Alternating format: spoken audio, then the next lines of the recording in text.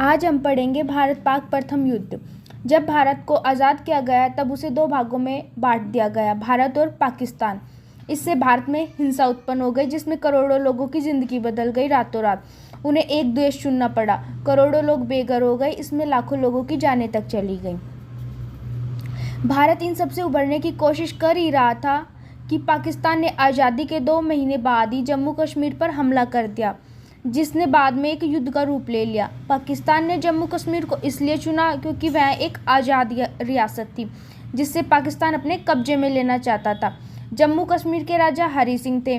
अपनी रियासत को न तो वो अपनी रियासत को आज़ाद रखना चाहते थे, न तो वो अपनी रियासत को पाकिस्तान में मिलाना चाहते थे, न ही वो हिंदुस्तान में मिलाना चाहते। वह स्वतंत्र रहना चाहते। जब पाकिस्तान ने जम्मू कश्मीर पर हमला किया तो उन्होंने भारत से मदद मांगी। भारत ने कहा कि वह तब तक मदद नहीं कर सकता जब तक जम्मू कश्मीर का भारत में विलय न कर दिया जाए। मुश्किल हालातों को देखते हुए राजा हरी सिंह को उन्हें इस समझौते पर हस्ताक्षर कर दिए, जिससे जम्मू कश्मीर भारत का एक अहम हिस्सा बन गया।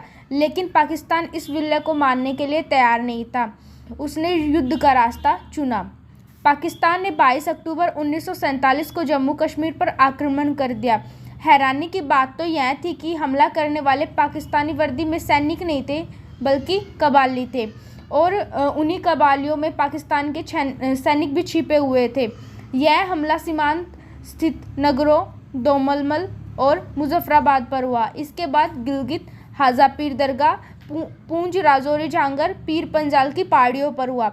इस अभियान को ऑपरेशन गुलमार्ग का नाम दिया गया। जब मुजफ्फराबाद में कबालियों ने तांडव किया तो भारत की तरफ से ब्रिगेडियर राजेंद्र सिंह ने उनसे लोहा लेने के लिए आगे आए। सबसे पहले उन्होंने उस पुल को ध्वस्त किया जिससे दुश्मन आगे बढ़ रहे थे, लेकिन दुश्मन की गोली उन्हें लगी और वो नीचे गिर गए। वो 3 दिन तक डटे रहे। उन्होंने पाकिस्तान को कश्मीर पर कब्जा करने की मंशा पर पानी फेर दिया। इस महान पराक्रम के बाद उन्हें मरणोपरांत महावीर चक्र से सम्मानित किया गया। राजेंद्र सिंह की शहादत के बाद कबाली आगे बढ़ तो गए, पर बारामूला में कर्नल रणजीत रॉय के नेतृत्व में सिख बटालियन ने पाकिस्तान सेना को कड़ी चुनौती दी। सेना बहादुरी से लड़ ही रही थी, लेकिन बारामूला और पटन शहरों को नहीं बचा पाई। बारामूला में कर्नल रॉय शहीद हो गए। बाद में उन्हें महावीर चक्र से सम्मानित किया गया। उधर श्रीनगर की वायुसेना पट्टी की ओर बढ़ रहे हमलावरों को मेजर सोमनाथ शर्मा के नेतृत्व में मात्र एक कंपनी ने रोका। इस कार्रवाई में मेजर सोमनाथ शर्मा शहीद हो गए, लेकिन उन्होंने कबालियों को आगे नहीं बढ़ने दिया। आखिर में नवंबर का महीना आते आते भारतीय सेना कबालियों को घाटी से खदेड़ने में कामयाब रही। मेजर सोमनाथ शर्मा को मरणोपरांत परमवीर चक्र से सम्मानित किया गया। 30 दिसंबर 1947 को भारत के प्रधानमंत्री पंडित जवाहरलाल नेहरू ने इस मामले को संयुक्त राष्ट्र संघ में ले गए। 13 जुलाई 1948 को संयुक्त राष्ट्र संघ ने प्रस्ताव पारित कर दिया। जनवरी 1949 को युद्ध विराम की घोषणा कर दी गई।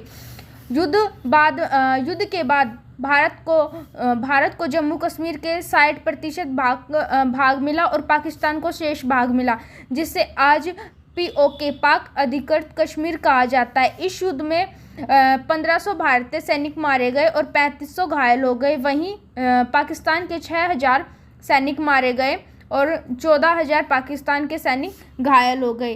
तो ये था हमारा टॉपिक। आई होप आपको अच्छा लगा हो। अगर आपने अब तक हमारे चैनल को सब्सक्राइब नहीं किया है तो प्लीज़ सब्सक्राइब कर दें, लाइक, शेयर, कमेंट करें।